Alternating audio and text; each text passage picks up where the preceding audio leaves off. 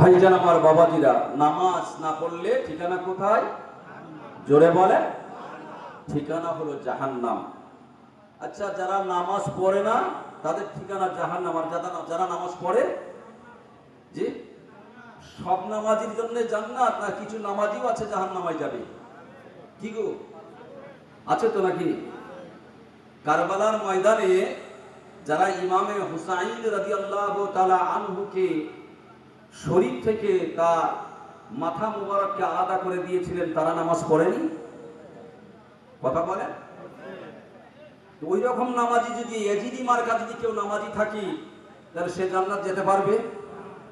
তারাও তো জামাতের সঙ্গে নামাজ আদায় করেছে, জামাতের সঙ্গে নামাজ আদায় করেছে। ভাই আমার বাবাজিরা, ওরাও নামাজি। আর ইমামে হুসাইন রাদিয়াল্লাহু তাআলা আনহু তিনিও নামাজ পড়েছিলেন কারবালার ময়দানে, তিনিও নামাজি। দুটো নামাজি কি এক? শুধু নামাজি হলে হবে না, কি পরিষ্কার করতে হবে? কল্পটাকে পরিষ্কার করতে হবে, অন্তরটাকে পরিষ্কার করতে হবে। নীতি নিয়ম, আল্লাহ আল্লাহ রসুলের দেখানো পথ মতকে মানার মতো মানতে হবে। মেনে নামাজ পড়লে ওই নামাজি জান্নাতে যাবে। কি গো, কথা ভুল না ঠিক? নামাজে তো বিভিন্ন রকমের কোয়ালিটির আছে, সব নামাজি কি জান্নাতি হবে? এত সহজ? হ্যাঁ, এত সহজ? কারবালার ময়দানে ইমাম হুসাইন রাদিয়াল্লাহু তাআলা আনহু তিনিও জামাতে নামাজ পড়েছেন, আর তারাও জামাতে নামাজ পড়েছেন। দুটো দলই জামাতের সঙ্গে নামাজ পড়েছেন। জামাতের সঙ্গে নামাজে পড়লেন, আর হযরত ইমাম হুসাইন রাদিয়াল্লাহু তাআলা আনহুর বিরুদ্ধে তরোয়ালও ধরলেন। হ্যাঁ, যে ইমাম হুসাইন রাদিয়াল্লাহু তাআলা আনহুকে আমার আপনার রাসূল এত ভালোবাসতেন, এত মহব্বত করতেন, এত পিয়ার করতেন, যে ভালোবাসা, যে মহব্বত, যে পিয়ার। আমার ফটো তুলবেন না, ডিলিট করে দেন। হ্যাঁ মনসায় আমার নিষেধ আছে, আমার পীরের সামনে বসিয়ে ওয়াদা করে দিয়ে গেছেন, আমার ফটো যদি তুলেন, মানা করার পরেও কিন্তু আমি কিয়ামতের দিন ধরবো। আমি পড়া একটা দাবি রাখলাম, আজ পর্যন্ত 2009 সাল থেকে ওয়াজ করি, একটা জায়গা তো আমার ভিডিও ক্লিপ দেখাতে পারবেন না, আমি করি না। বিভিন্ন জায়গায় ঝগড়া ফাসাদ হয়ে যাচ্ছে, এখন যারা আলেমরা সবাই করছে, আপনি করবেন না কেন? আমি দেখেন, তার কবরে তিনি যাবেন, আমার কবরে আমি যাব, আমাকে তো জবাব দিতে হবে। তিনি কোথায় কি পেয়েছেন না পেয়েছেন তিনি একটা জানেন, আমি তো পাইনি এখন পর্যন্ত যে না এইভাবে চলবে। আজ থেকে 20 বছর 30 বছর আগে সব আলেমরা বলতেন ফটো তোলা হারাম। কি কথা ভুল না ঠিক? এখন সেটা উল্টে সিধে হয়ে গেছে, বুঝতে পারেননি? এখন যে বলছে হারাম, বলছে পাগল মৌলানা কোথা থেকে গেল বলতেন দেখি, এ কিচ্ছু জানে না, বেকার মৌলানা। কি কথা ভুল বলছে না ঠিক বলছে গো? তো যাই হোক, আমি কাউকে ফতোয়াবাজি করতে আসি না, আমি তুলি না। যে তুলছে না তো সে তার ব্যাপার, কিন্তু আমি তুলি না। আমার পীর, আমি তো এই লাইনে ছিলাম না, আমি জেনারেল মাধ্যমিক, হিন্দিতে উচ্চ মাধ্যমিক, ফুরফুরা শরীফের ছোট হুজুর পীর কেবলা রাহমাতুল্লাহ আলাইহির বড় সাহেবজাদা পীর আল্লামা কালিমুল্লাহ সিদ্দিকী রাহমাতুল্লাহ আলাইহি হুজুর জোর করে আমাকে নিয়ে চলে এসেছিলেন আসাম থেকে জোর করে তুলে নিয়ে চলে এসেছিলেন। বাবা, আমি দেখতে পাচ্ছি তোমার দ্বারাই দ্বীন ইসলামের কিছু খেদমত হবে, শরীয়তের কিছু কাজ আল্লাহ তোমার দ্বারা করিয়ে নেবেন, চলো। আমি তোমার চেহারায় দেখতে পাচ্ছি। টোটাল টাইটেল পর্যন্ত সমস্ত পড়াশোনার খরচ খরচা আমি বাড়ির থেকে আনিনি, ফুরফুরা শরীফের পীর সাহেবদের বাড়ির থেকে পড়াশোনা করেছি, তিনি দিয়েছেন সমস্ত খরচ খরচা। এই মাইক ধরানো তিনি শিখিয়েছেন, ওয়াজ নসিহতের লাইন তিনি শিখিয়েছেন। আমি 2011 সালে একটু চাকরি পরীক্ষায় বসেছিলাম মাদ্রাসা সার্ভিস কমিশনে, প্রস্তুতি নেওয়ার জন্য কেমন প্রশ্ন আসে, ভালোভাবে পড়েও বসিনি, সবাই দিচ্ছে আমিও দিয়েছি। 3 দিন আমার কি কথা বলেনি আমার সঙ্গে, বলে বাবা আমি তোমাকে আসাম থেকে কি চাকরি করার জন্য নিয়ে এসেছিলাম? তোমার কি এই সিলসিলার মুজাদ্দিদুজ জামান ফুরফুরার পীর আবু বকর সিদ্দিকী রাহমাতুল্লাহ আলাইহির এই যে দেখানো পথমত, যারা মক্তবে যায়নি, মাদ্রাসা যায়নি, তাদের জলসায় এরকম করে যে বোঝানো, মানুষকে দ্বীনের পথে আনা, নামাজের পথে আনা, আল্লাহ ওয়ালা দিকে বানিয়ে দেওয়া, এটা কি খেদমতটা কি তোমার পছন্দ হয় না বাবা? 3 দিন পর আমাকে বললেন, খবরদার তুমি চাকরি পরীক্ষায় বসবে না, মানা করে দিলাম, তুমি এই খেদমতটাই করো। জলসা, যে মানুষগুলো নামাজ পড়ে না, যারা আপনার বেদিন হয়ে যাচ্ছে, দিন ধর্ম থেকে দূরে সরে যাচ্ছে, মাহফিলে তাদেরকে ডেকে আনো, ডেকে ডেকে ডেকে ডেকে তাদের সেই জায়গায় তালিম দাও। হ্যাঁ, জিকিরের মাহফিল করাও, কোরআন হাদিসের কথা তাদের কাছে শুনিয়ে শুনিয়ে শুনিয়ে শুনিয়ে এই কাজটা করো। এই কাজটা আল্লাহ বেশি পছন্দ করেন, একবার জোরে বলুন না সুবহানাল্লাহ। সেই ওসিয়ত মোতাবেক আমি চলি। আমাকে শেষ জীবনে তিনি বললেন, বাবা তোমাকে প্রথমে মানা করেছিলাম, এখনো পর্যন্ত আজ পর্যন্ত তোমার কোনো ছবি কোনো ফটো বার হয়নি, তবে হ্যাঁ খবরদার কোনো ছবি কোনো ভিডিও কোনো কিছু করতে যাবে না। তিনি বলতে বলতে বলেছিলেন, আমাকে আল্লাহ পাক এই হায়াতে জিন্দেগিতে জান্নাত জাহান্নাম আল্লাহ আমাকে দেখিয়েছেন। জোরে বলুন না সুবহানাল্লাহ। ফটো তোলার যে কি আযাব, সেই ফেরেশতার কেমন আকৃতি, আমাকে স্বয়ং আল্লাহ পাক চর্মচোখে আল্লাহ দেখিয়েছেন। জোরে বলবেন না সুবহানাল্লাহ।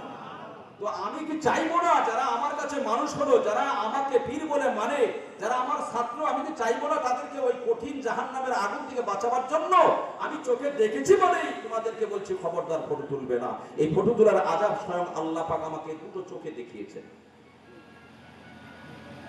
তো ভাই আমার বাবাজিরা, আমি ফতুয়াবাজি এখানে করতে আসিনি, আমার পীর এইভাবে ওসিয়ত করে গেছেন, আমি তার উপরে থাকি। আমি মানা করার পরেও যদি কেউ ফটো তুলেন তাহলে কিন্তু আমি কিয়ামতের দিন ধরবো, আমি ছেড়ে দেবো না।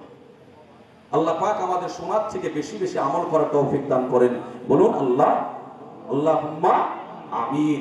আমি যে কথা বলছিলাম যে ইমাম হুসাইন রাদিয়াল্লাহু তাআলা আনহুকে যারা মারতে এলেন তারাও নামাজি, আর তিনি ন্যায়ের কথা বলতে গিয়ে তিনি জানি দিয়ে দিলেন তিনিও নামাজি। দুটো নামাজি কি এক? তাহলে নামাজি হতে গেলে অন্যায় করব, নামাজ পড়ব, ওই নামাজ কি আল্লাহর কাছে কবুল হবে?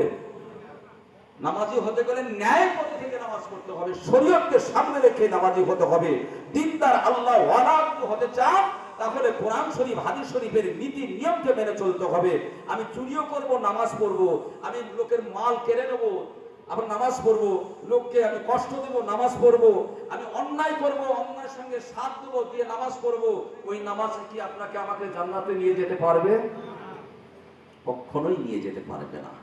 জি, শরীয়তকে মানার মতো মানুষ কি নামাজি হলাম যে আজকে নবী পাক সাল্লাল্লাহু আলাইহি ওয়াসাল্লামের মেয়ের ঘরের সন্তানকে এমন নামাজি হয়ে তার গলায় ছুরি চালালাম? কেমন নামাজি হলাম? যার দ্বারা ইসলাম পেলাম, শরীয়ত পেলাম, তারই গলায় ছুরি। কি গো, আল্লাহ পাক আমার আপনার নবীকে এত নিয়ামত করে দুনিয়াতে পাঠিয়েছিলেন, আমার আল্লাহ পাক জানিয়ে দিলেন, এ পৃথিবীর মানুষেরা শুনে রেখে দাও, আমি নবী মুহাম্মদুর রাসূলুল্লাহ সাল্লাল্লাহু আলাইহি ওয়াসাল্লামকে জগতের রহমত স্বরূপ পাঠিয়েছি। একবার জোরে বলুন সুবহানাল্লাহ। আইরা বাবাজিরা, আমার আল্লাহ পাক জানিয়ে দিয়েছেন, ওয়া আরসালনাকা ইল্লা রাহমাতাল লিল আলামিন। আমার আল্লাহ পাক জানিয়ে দিয়েছেন, আমি এই পৃথিবীতে আমার হাবিবকে তোমাদের জন্য রহমত স্বরূপ পাঠিয়েছি। সে নবী দুজাহানের বাদশাহ জনাবে হাবিবুল্লাহকে নবী মুহাম্মদুর রাসূলুল্লাহ সাল্লাল্লাহু আলাইহি ওয়াসাল্লামকে আমার আল্লাহ পাক এত ইজ্জত এত সম্মান দিয়েছেন।